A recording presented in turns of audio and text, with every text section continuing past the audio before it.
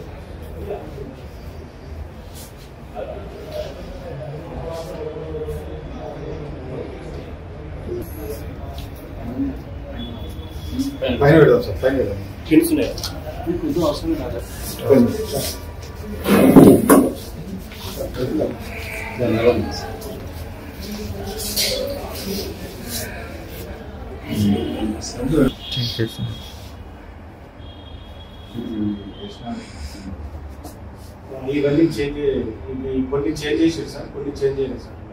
Change చేసుకోవడానికి ready పెట్టుకున్నాను documents. Wait చేసుకొని ఇవి తయారు చేసాను సార్. ఇవి తయారు చేసాను 2027 వరకు తయారు చేసాను. మా LB Nagar crime team DA Upender, DSA Narender, అట్లనే మొత్తం ఇక్కడ ఉన్నటువంటి మొత్తం క్రైమ్ టీం కలిసి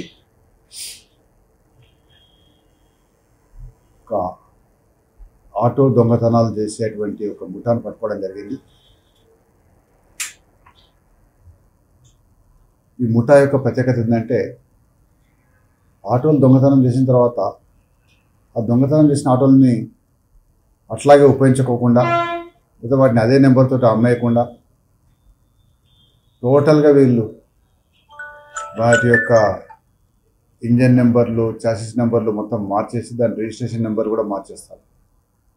దాంతో ఎక్కడ కూడా ఈ దొంగతనానికి గురైనటువంటి ఆటోలు దొరికే అవకాశమే లేనటువంటి పరిస్థితి ఏర్పడుతుంది. ఇక పోయిన ఆటోలు ఎప్పటికీ దొరకని పరిస్థితి.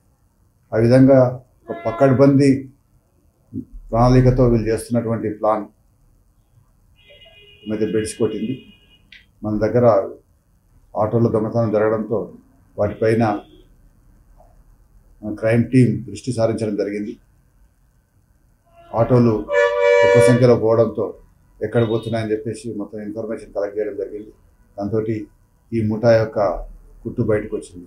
ఈ ముఠా నాయకుడు వాజీద్ అహ్మద్ అని చెప్పేసి ఇతను ఉంటాడు. వాజీద్ అహ్మద్ ఇతను శాస్త్రీపురం వట్టేపల్లిలో ఉంటాడు. ఇతను పేరు మోసినటువంటి నేరస్తుడు ఈ ఆటోల విషయంలో.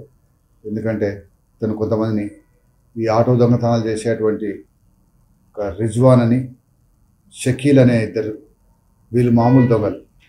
వీళ్ళు ఈ వజీద్ అహ్మద్ యొక్క సూచనల మేరకు వాళ్ళు తిరుగుతూ ఎక్కడన్నా ఇండ్ల ముందు పార్క్ చేసిన ఆటోలు, ఇంకెక్కడ పార్క్ చేసిన ఆటోలని వీళ్ళు దొంగతనం చేస్తారు. వాటిని తాళం చేయి లేకున్నా వాటిని స్టార్ట్ చేయడం, వాటిని దొంగలించడంలో వీళ్ళు సిద్ధావస్తులు. వీళ్ళకి ఆటో యొక్క డ్రైవింగ్, ఆటో యొక్క మెకానిజం కూడా తెలుసు. వీళ్ళు ఆటోలను ఎత్తుకుపోతారు. ఎత్తుకుపోయిన ఆటోలని, దొంగలించిన ఆటోలని ఈ వజీద్ అహ్మద్కే ఇస్తారు.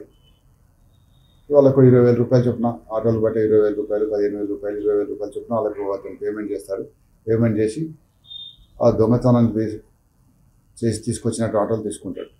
తీసుకున్న తర్వాత ఇతనికి ఇక్కడ ఉపయోగపడేది రషీద్ అనేటువంటి ఇంకొక అతను, ఈ ముఠాలో కొడుతున్న A3 ఉన్న రషీద్.